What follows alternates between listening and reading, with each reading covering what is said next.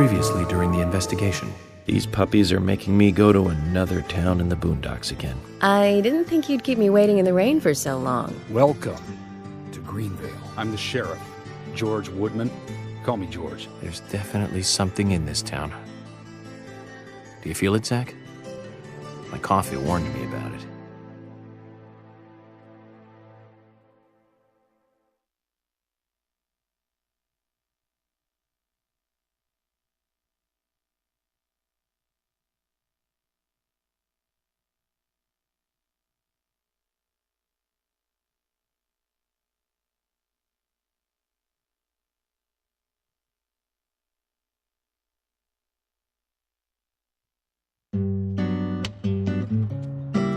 The Greenvale General Hospital is down the road by the lake. It's too far to walk.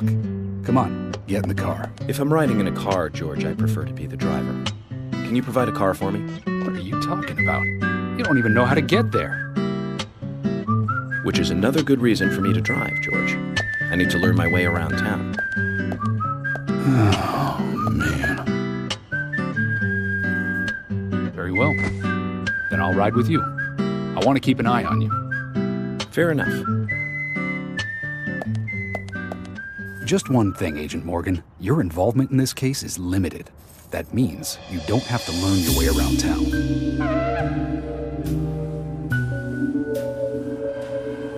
George, we'd better get moving. The hospital closes at 2100.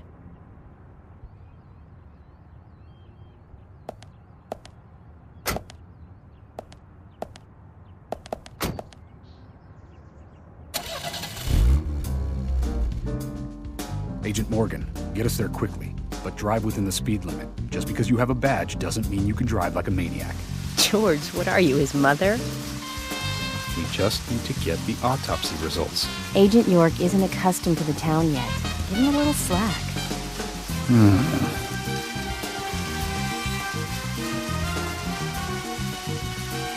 Well then, Agent York, let's get going. Sure, sounds good.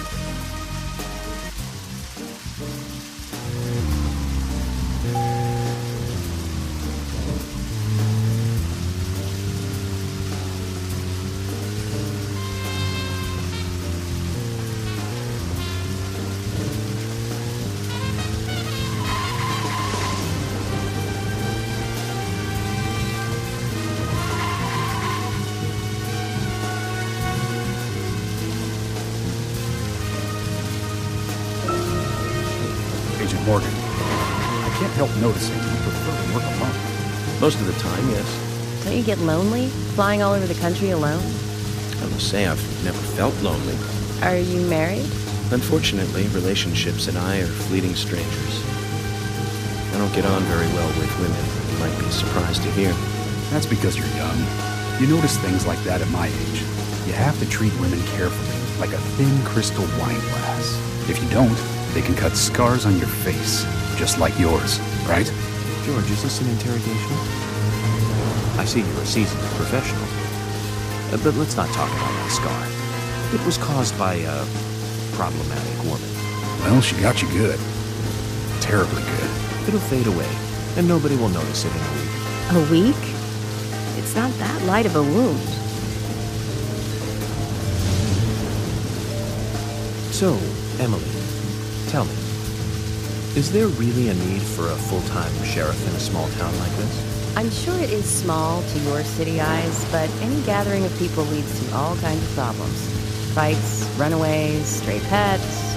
You're too fixated on violent crimes. Our job is to guide the people along the correct path, first and foremost. That's what I consider to be my duty as the sheriff of Greenvale. Back there he is, the monarch, in all his glory. Kind of makes me glad that I wasn't born here.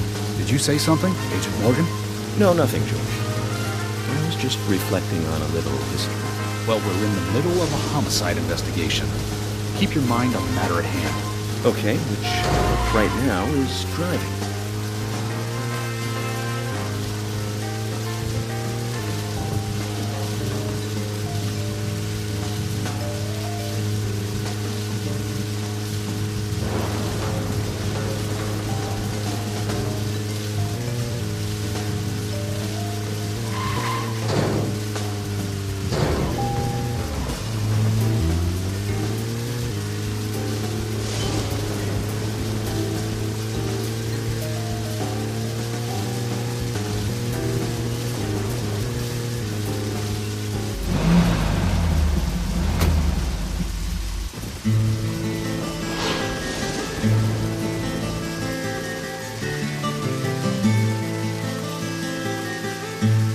big hospital.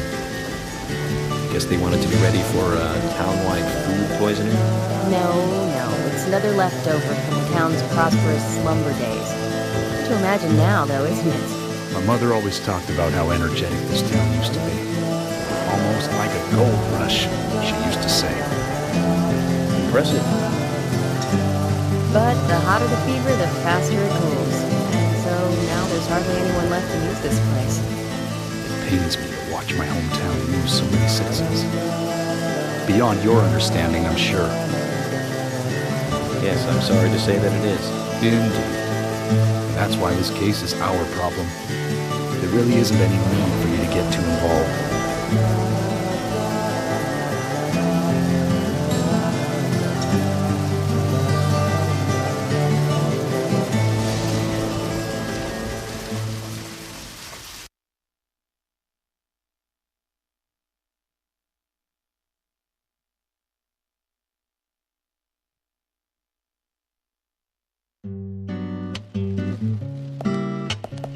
Hello, Sheriff.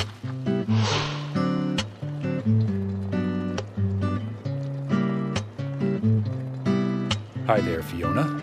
We're here to see Usha. Do you know where he is? I think Dr. Johnson is in the computer room. A computer room?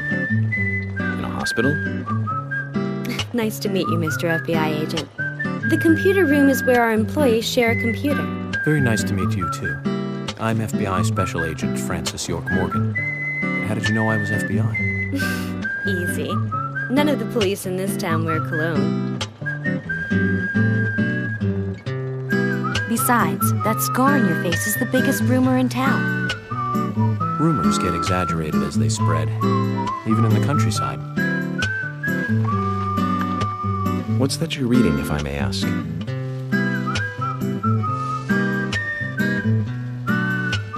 You haven't heard of this yet? It's a recent bestseller mystery. It's set in the U.S., a small traditional North American town close to the Canadian border. A peaceful, traditional place. However, that peaceful town is shattered by a terrible crime, the murder of a local girl. And that incident causes grief and sadness to everyone in town. But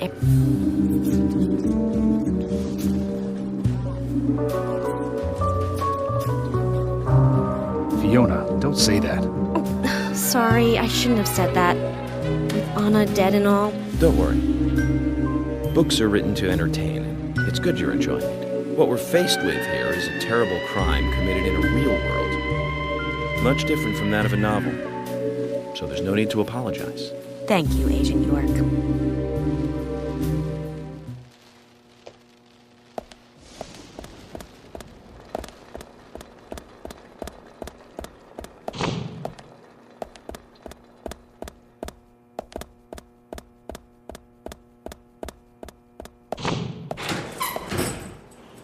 We couldn't find him. Fiona needs to check her information. No, I don't think so. Does the doctor like playing games by any chance? What do you mean? There's a message on the computer, and a card key already set in place. The king passes the rook and meets the bishop. The knight takes a pawn along for the queen. What does that all mean? It's a simple puzzle. Zach, let's take him up on his challenge. You can do this, right?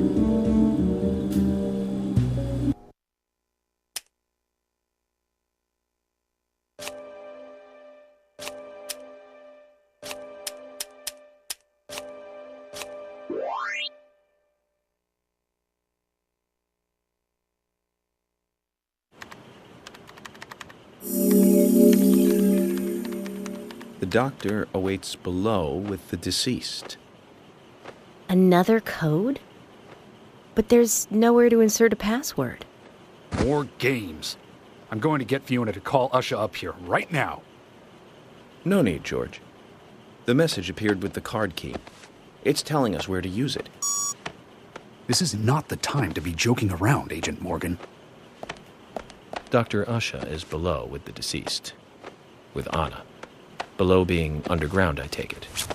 Simple. Simple. Then it's time to meet the mischievous architect of this little game.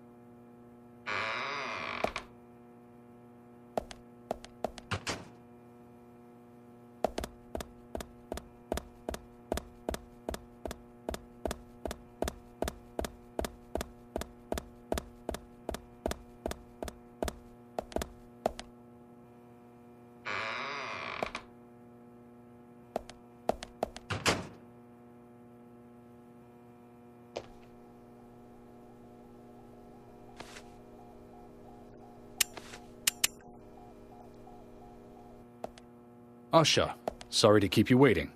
Ah, you made it. Let's get started, shall we?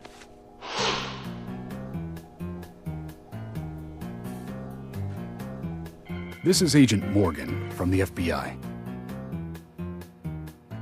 Nice to meet you. I'm Usha Johnson, the doctor in this hospital. FBI Special Agent Francis York Morgan. Please call me York. Everyone calls me that. Very well, Agent York. Are you a forensic practitioner? Let's just say I've dealt with corpses before. That battle of wits, by the way. Could you create that yourself? I just wanted to see if our FBI agent could handle the task. I see. Well, it was pretty fun. Oh, I'm glad you liked it. We don't have much time. We need those autopsy results.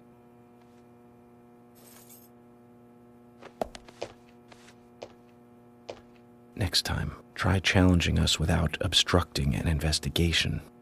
You've angered the monarch.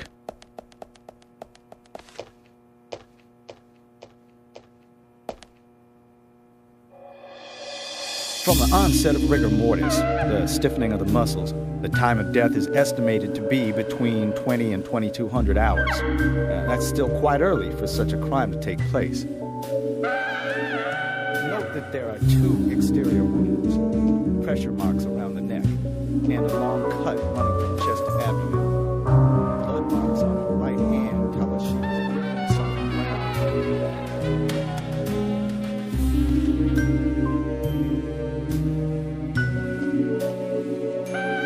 Her skull is also fractured, but that is unrelated to the cause of death. It probably happened to her after she was killed.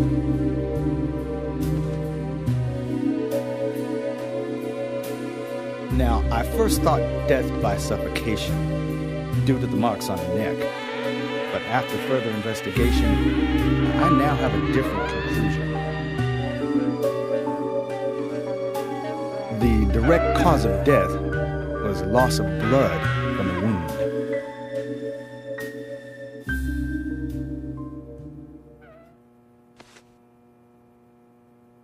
Which means... She was cut up while she was still alive. Yes, a sharp knife was used. It was inserted beneath the sternum and then quickly sliced downwards. The excessive loss of blood from her internal organs is what actually killed her. Her nails are clean, and with no skin cells from the attacker. She also doesn't appear to have been bound nor badly beaten. She was apparently killed without resistance.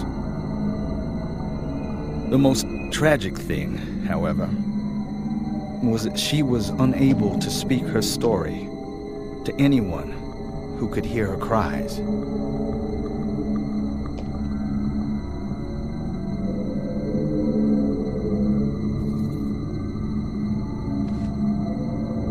The perpetrator cut out Anna's tongue.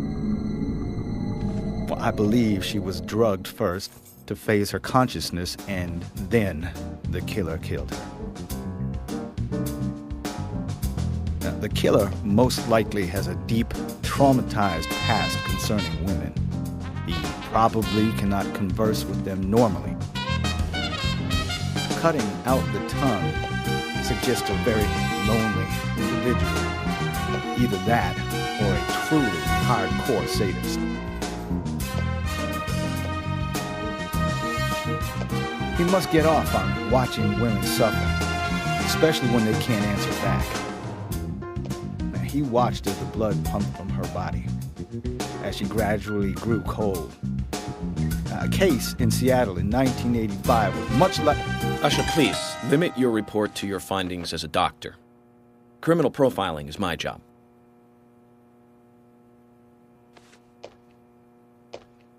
You're wrong, also.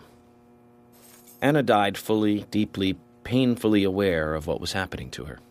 But, Tell me, what time did it stop raining on the night Anna was killed? Just before I went to bed, right after the movie on TV ended, so around 1 a.m. What movie was it? An American Werewolf in London. Directed by John Landis, 1981. So the rain stopped, accompanied by the ending song, Blue Moon. George, would you mind if I examined Anna myself? What more do you hope to find? I'm sure I mentioned that I have a personal interest in cases like these.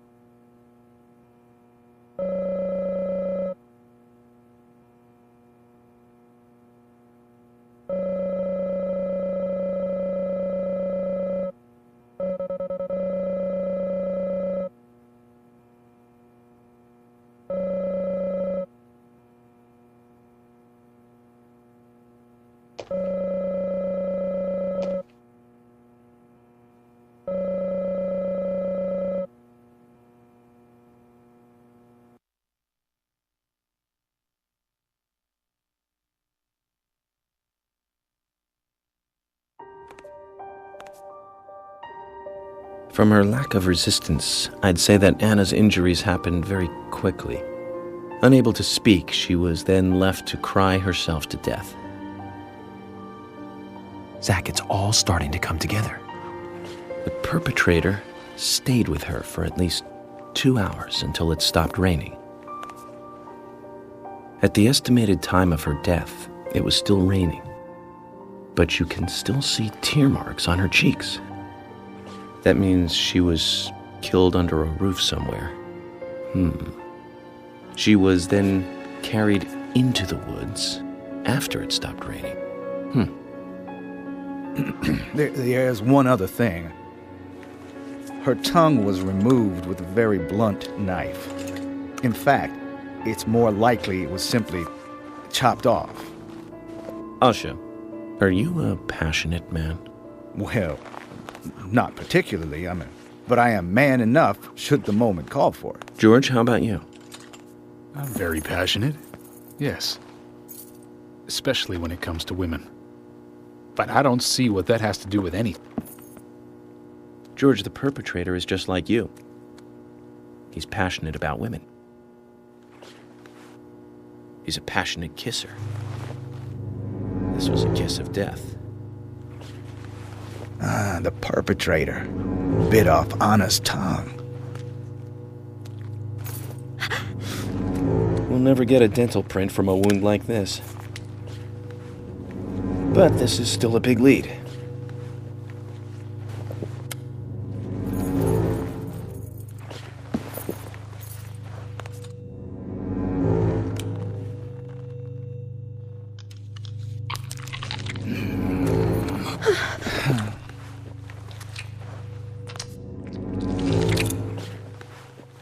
Jackpot, Zach. A shame, but our old-time all-American sightseeing tour just came to an end. This case is now under the jurisdiction of the FBI. I'm assuming command. I'll need you to assist me in the investigation. What in the hell do you mean, Agent Morgan? I know I said I was passionate, but you can't think I did this. That's not why I'm assuming command, George. You're a suspect just as much as every other passionate man on Earth. Let me show you something.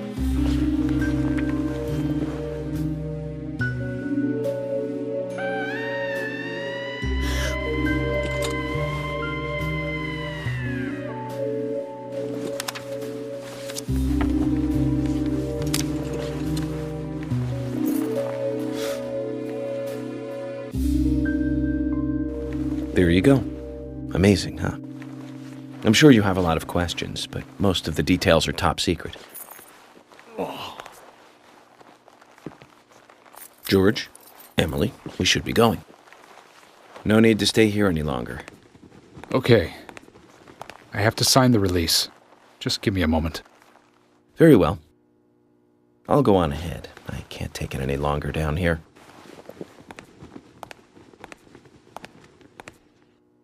Bishop takes queen. His rook takes your queen. Then your knight takes rook. And checkmate. Huh?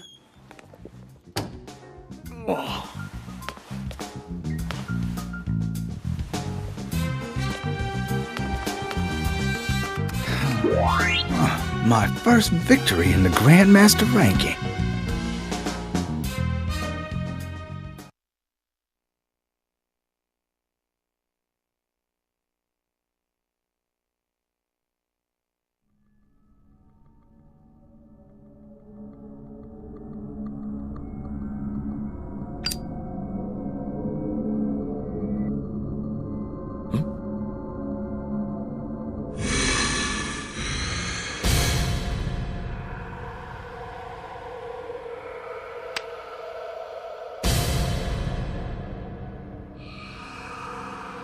Zach, they're here.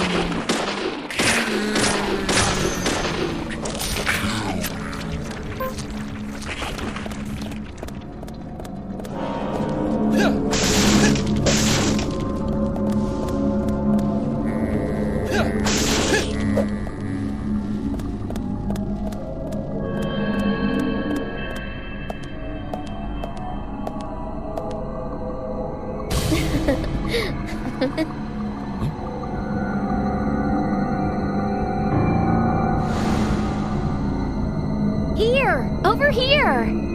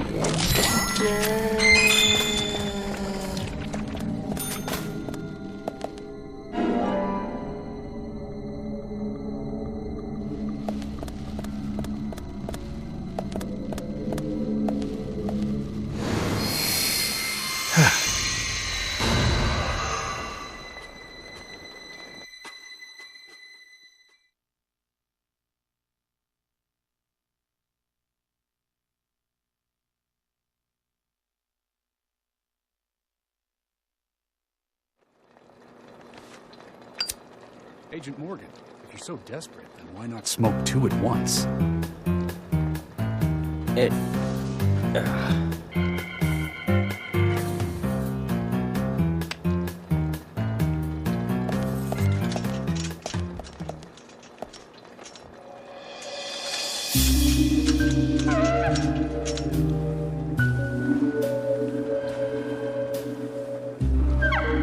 Who's that old man? That's Harry. Harry Stewart. One of the bigger problems around here. His father started up the lumber trade and founded this town. As I'm sure you can see. Always dressed like that, never speaking to the townsfolk. And just FYI, he owns almost the entire town. Not that that makes any difference. So long as I'm around, he won't be getting away with any funny business.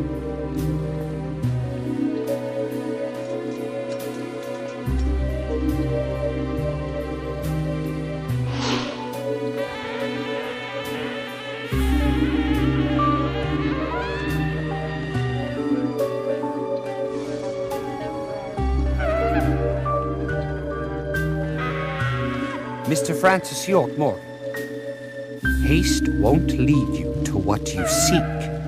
Keep your eyes focused on your footing as we speak. So says Mr. Stewart.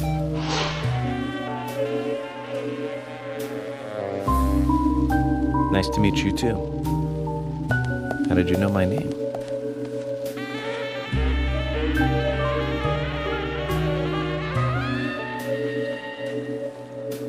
Mr. Francis York Morgan, information desires you, just as you desire information too. So says Mr. Stewart. Harry, stop trying to get in our way. Keep this up, and even you'll have to answer to the law.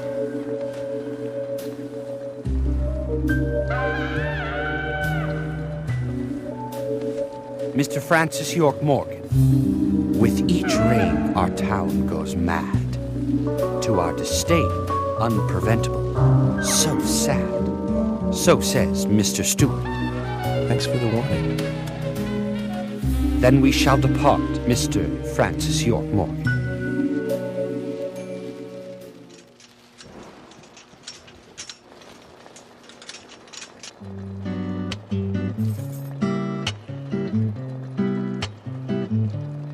That's how he always is. Always spouting that nonsense. Don't give it any thought. It's all gibberish. Emily here. Uh-huh. Oh. Okay, thank you, Thomas.